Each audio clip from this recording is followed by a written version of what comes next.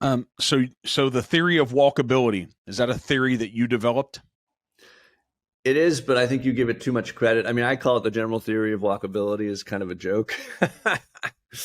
um, but it deserves to be called a theory in the sense that it's a hypothesis that we keep refining as we learn more information, and it always gets a little bit better. But what the theory of walkability says is that, particularly in America, where driving is so easy and so cheap, it's quite subsidized. And for most people, the car is sitting there in the driveway between you and everything. In that environment, how do you get people to make the choice to walk? And the simple answer is the walk needs to be as good as the drive. The more complex answer is that's only achieved by doing four things simultaneously. The walk has to be useful, it has to be safe, it has to be comfortable, and it has to be interesting. And so we look at those four categories when we are trying to make a place more walkable, and we say, what can we change? The first category, useful, has to do with having a proper mix or proper balance of uses.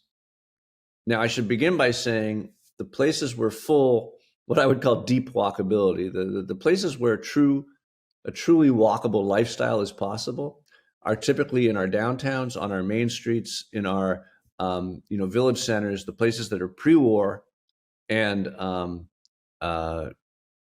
already rather commercial. And that's because you need mixed use for a place to have useful walking. And you really can't add commercial uses to a residential community very easily, right? Try to put a 7-Eleven on a cul-de-sac. You're a realtor. You're not going to want to sell a house on a cul-de-sac that has a 7-Eleven on it. So when you try to introduce business to residential areas, they chase you away with pitchforks. It's much easier to introduce more residential to business or already mixed use areas that we find in our downtowns and our main streets. Our downtowns and our main streets also have those small blocks, small streets, generally, well, not necessarily small streets, but they have that porous network of streets, blocks, squares. There's nothing more indicative of the walkability of a place than its intersection density. How many intersections per square mile? Small blocks are what make thriving places, but I'm already getting into the safe walk now. In terms of the useful walk, most cities, in order to become more walkable, if they're truly serious about, firing on this cylinder, they're subsidizing or actively supporting the construction of large amounts of attainable housing in their downtown cores. Des Moines committed to this, and I think went from 2,500 to 10,000 over a decade because they subsidized it. They had tax abatement, they had tax increment financing for 10 years plus 10 years. There's a lot of tricks that cities can do to help developers to put attainable housing in their downtown. Well, that's the first category. The second category, the safe walk, we've already talked about. The third category is, in some ways, the most counterintuitive. The comfortable walk has to do with, yes, street trees make it much better, but the comfortable walk has to do with spatial definition, with having good edges to our streets. We don't like, animals, particularly humans, don't like being in places that don't have good edges. The evolutionary biologists tell us that all animals are seeking both prospect and refuge. You want to be able to see your predators before they attack you, and you want to feel that your flanks are covered. And if you don't feel that your flanks are covered from attack, you're actually not comfortable in a space, which is why these wide, yawning streets with parking lots along them and buildings set way back, or low houses with deep front yards in a suburban subdivision actually don't make a comfortable street space. So the height to width ratio of the street is very important. We try to make outdoor living rooms in our cities, and we look for those missing teeth, right? Those empty lots or those front parking lots that are eroding the pedestrian experience. I'll keep bringing up under the over the Rhine because you're in Cincinnati, but when you walk down the main street, I forget what it's called, and over the Rhine. Vine Street. Vine Street, yes. Mm-hmm. Vine was one way, 2 lanes. They made it 2-way, that brought it back. When you're walking down Vine, though, you turn around after a certain point, if you're a tourist, because there's a supermarket with a parking lot in front of it. And that street edge disappears. And it's not an outdoor living room anymore. It's also boring. And that's the fourth category. which is the interesting walk. Humans want variety, but more than anything, they want signs of humanity.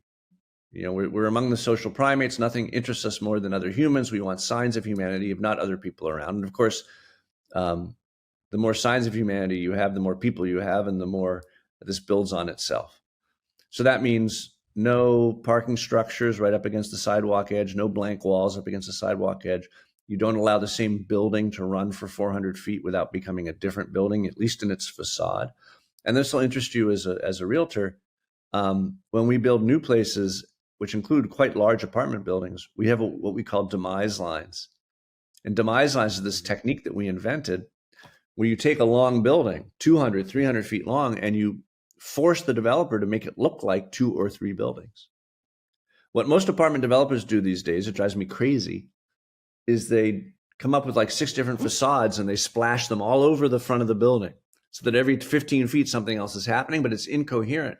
And basically what you have is a very busy facade of many different materials that breaks down the scale, but in a way that's very monotonous because the building just repeats itself all the way down the street. What we do is we actually break up the building into segments, say 100 feet, 100 feet, 100 feet. And we say to the architect, you have to hand this to 4 different designers in your office. Don't let them talk to each other, and each of them is going to make a facade. Yes, the floors are a consistent height because they're all in the same hallway, right? Mm-hmm. But we use tricks like that to add interest to otherwise boring streets. Jane Jacobs, who wrote the most important planning book ever, The Life and Death of Great American Cities, back in 1962, I believe, she said, no one will ever walk from repetition to repetition or to sameness, from sameness to sameness, even if the effort expended is minimal. So you need that change of uses to get you to walk, but you also just don't want the same look. So those 4 things, useful, safe, comfortable, and interesting, add up to a complete, deeply walkable place. And it's only really where you have all 4 of them that you're going to create a pedestrian culture.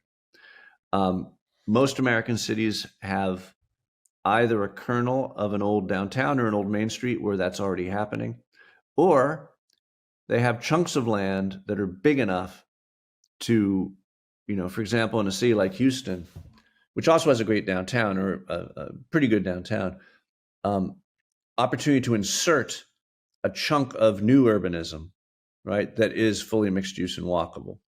Houston has a newish development, it's not new anymore, called City Center, which is not downtown. It's in the geographical center of Houston. And it's got shops and restaurants and hotels and tons of places to live and everything that you find in a traditional neighborhood with a tight street grid of small blocks, town square. And, for a lot of people, that's the only time they get out of their car during the day, except at work and at home. And now people are living there. So people who live there have that quality of life. And it's one of the, highest room rate hotels in Houston. So we build these new urban town centers all over the country. There's dozens and dozens of them now. And they're always commanding the highest real estate value because they provide that quality of life that is so hard to find now in most American cities.